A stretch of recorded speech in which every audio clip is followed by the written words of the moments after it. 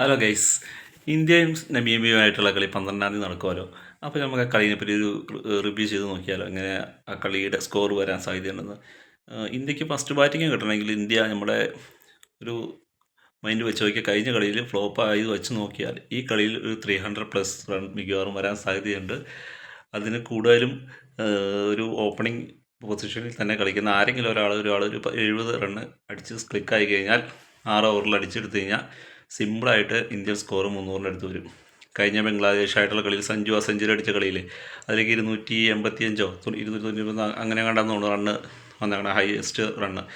പിന്നെ ഏറ്റവും വലിയ പാർട്ട്ണർഷിപ്പിൽ 5 എടുത്താൽ അതിൽ 3-ലും സഞ്ജു സാംസൺ ഉണ്ട് കേട്ടോ. തിലക് വർമ്മയുടെ ഒപ്പമുണ്ട്, സൂര്യകുമാർ യാദവിൻ്റെ ഒപ്പമുണ്ട്, പിന്നെ നമ്മുടെ ദീപക് ഹൂഡയുടെ കൂടെ ഒരു ഇന്നിങ്സ് കളിച്ചിട്ടുണ്ട്. അങ്ങനെ സഞ്ജു സാംസൺ 3 പാർട്ട്ണർഷിപ്പിലും പങ്കാളിയാണ്. 5 ടോപ്പ് ഹയസ്റ്റ് റണ്ണിൻ്റെ പാർട്ട്ണർഷിപ്പ് നോക്കി കഴിഞ്ഞാൽ. പിന്നെ ഉള്ളത് റിങ്കു സിങ്ങും രോഹിത് ശർമ്മയാണ്. പണ്ട് ഒരു കളിയിൽ റണ്ണ് ഇന്ത്യ ഒരുപാട് വിക്കറ്റ് പോയ സമയത്ത് 6-ാമനായിട്ട് റിങ്കു സിങ്ങിൻ്റെ ഒപ്പം രോഹിത് ശർമ്മ ഒരു കൂട്ടിട്ടുണ്ടാക്കിയായിരുന്നു. അങ്ങനെ നോക്കുമ്പോൾ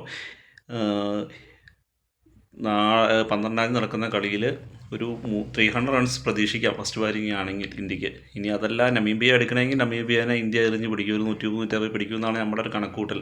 ഡൽഹി പിച്ചാണെന്ന് ഓർക്കണം. പിന്നെ നല്ല ബാറ്റിംഗ് പിച്ചായിരിക്കും. ചെറിയ ഏരിയാസാണ്, 4 ബൗണ്ടറിയുടെയൊക്കെ അവിടെ നമുക്ക് IPL കാണാൻ പറ്റും. ചെറിയ ബൗണ്ടറീസ് ആയതുകൊണ്ട് 56 മീറ്റർ ഡിസ്റ്റൻസേ ഉള്ളൂ 6-ൻ്റെത്. അവിടെ സഞ്ജുവിന് ഒരു അവസരം കിട്ടിക്കഴിഞ്ഞാൽ സഞ്ജു കയറി അറ്റാക്ക് ചെയ്ത് ഒരു 10-70 റണ്ണ് 6 ഓവറിൽ എടുത്തു കഴിഞ്ഞാൽ സഞ്ജുവിനെ പിന്നെ നോക്കണ്ട മക്കളെ. ഇഷാൻ കിഷൻ 1 ഡൗണിലേക്ക് മാറും, റിങ്കു സിങ്ങിനെടുത്ത് പള്ളയെ കളയും. അങ്ങനത്തെ സാഹചര്യം വന്നു കഴിഞ്ഞാൽ. പക്ഷെ അങ്ങനെ പറയാം, റിങ്കു സിംഗ് നല്ല സൂപ്പർ പ്ലെയർ ആട്ടോ. നമ്മളതിനെ പുള്ളീനെ നമുക്ക് സഞ്ജുവിനോടുള്ള ഒരു താല്പര്യം കൂടെ അങ്ങനെ പറയുന്നത്.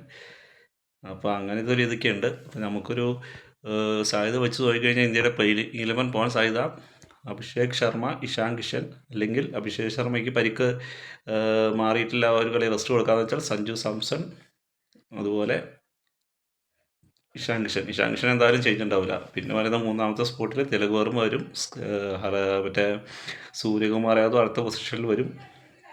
ബാക്കിയെല്ലാം അങ്ങോട്ടും കൂടി തിരിഞ്ഞ് വരും. ശിവൻ ദൂബെ, പിന്നെ റിങ്കു സിങ്ങിനെ മാറ്റിയിട്ട് ഇനി സഞ്ജുവിനെ ഇറക്കാൻ ചാൻസ് ഉണ്ടോയെന്നും ഒരു ഇതില്ല. പക്ഷേ ഈ കളികളിൽ ചിലപ്പോൾ റിങ്കു സിങ്ങിന് അവസരം കൊടുക്കുമായിരിക്കും. ഓമായില്ലെങ്കിൽ അടുത്ത കളിയായിട്ട് സഞ്ജു സാംസൺ മിക്കവാറും 5-ാമത്തെ ബാറ്റിംഗ് പൊസിഷനിൽ വരും. ഇന്ത്യ വലിയ സ്കോറൊന്നും നേടുന്നില്ല നമീബിയക്കെതിരെയെങ്കിലും സഞ്ജുവിനെ ഇറക്കാനൊരു ചാൻസ് ഉണ്ട്. നമുക്കെപ്പോഴും സഞ്ജു എന്ന് പറയുക നമുക്കൊരു ദേഷ്യം നിങ്ങൾക്ക് കാണുന്നവർക്ക് തോന്നാം. സഞ്ജു നമ്മളൊരു കേരളീയനും നമുക്കാകെ അഭിമാനിക്കാനുള്ള ഒരു താരമായതുകൊണ്ടാട്ടോ. നമീബിയ പിന്നെ ചെറിയ ടീമാണെന്ന് ആരും കരുതണ്ട, അത്യാവശ്യം നല്ല ടീമായതുകൊണ്ടാലോ ഈ ലോകകപ്പ് പോലത്തെ വലിയ വേദിയിലേക്ക് വരുന്നത്. അവർക്ക് തിളങ്ങാൻ പറ്റുന്ന മാക്സിമം 11 കളിക്കാരും പേര് നമുക്കറിയില്ലെങ്കിൽ ഇപ്പോൾ അവരെല്ലാം തിളങ്ങാൻ പറ്റിയ കളിക്കാരായിരിക്കും. T20 ആണ്, എങ്ങനെയാവുമെന്ന് നമുക്കറിയില്ല. പിന്നെ ബോളിംഗ് നിരയിൽ ബൂംറ കളിക്കാൻ സാധ്യത കുറവാണെന്നാണ് പറയുന്നത്. സിറാജ് തന്നെയായിരിക്കും ടീമിൽ.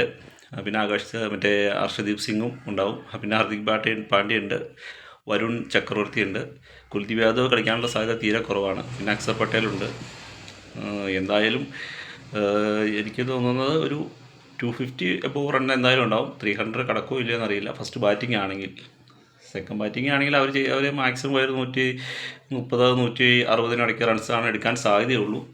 അതിന് 160 എടുക്കാൻ സാധ്യതയില്ല ഇന്ത്യയുടെ ബോളിങ്ങിനെതിരെ എന്നാണ് തോന്നുന്നത്. നമുക്ക് എന്തായാലും കാത്തിരിക്കാം. പിന്നെ ഈ വേൾഡ് കപ്പിലെല്ലാം ചെറിയ ടീമുകളെല്ലാം നല്ല അടിപൊളിയായിട്ട് കളിക്കുന്നത്. കഴിഞ്ഞ കളി കണ്ടില്ലായിരുന്നോ?